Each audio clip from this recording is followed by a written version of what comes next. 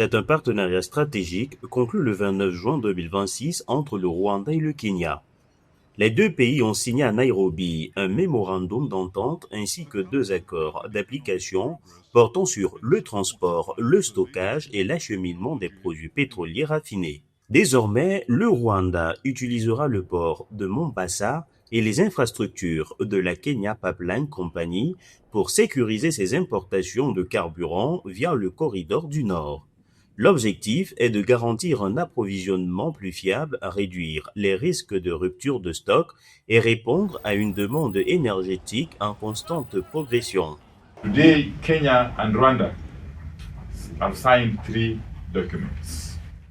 Aujourd'hui, le Kenya et le Rwanda ont signé 3 documents. Ils ont signé un accord permettant au Rwanda de poursuivre ses activités au Kenya. Examinons ce que nous célébrons aujourd'hui.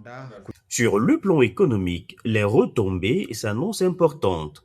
Les volumes de carburant transitant par le corridor du Nord devraient passer d'environ 50 000 mètres cubes à plus de 500 000 mètres cubes par an, soit une multiplication par 10. Jusqu'à présent, près de 70% du carburant consommé au Rwanda transite par le corridor central via le port tanzanien de Dar es Salaam. En diversifiant ses voies d'approvisionnement, Kigali entend limiter sa dépendance à un seul axe logistique, réduire les délais d'acheminement et renforcer la résilience de son économie face aux fluctuations des marchés internationaux. Nous nous appuyons sur l'efficacité logistique que le Kenya a développée et mise en place. L'infrastructure portuaire est extrêmement importante et particulièrement efficace à Mombasa et nous nous réjouissons de pouvoir tirer parti de ces gains d'efficacité afin d'en faire bénéficier notre secteur privé local ainsi que nos citoyens. Au-delà du pétrole, cet accord renforce l'intégration économique entre le Rwanda et le Kenya.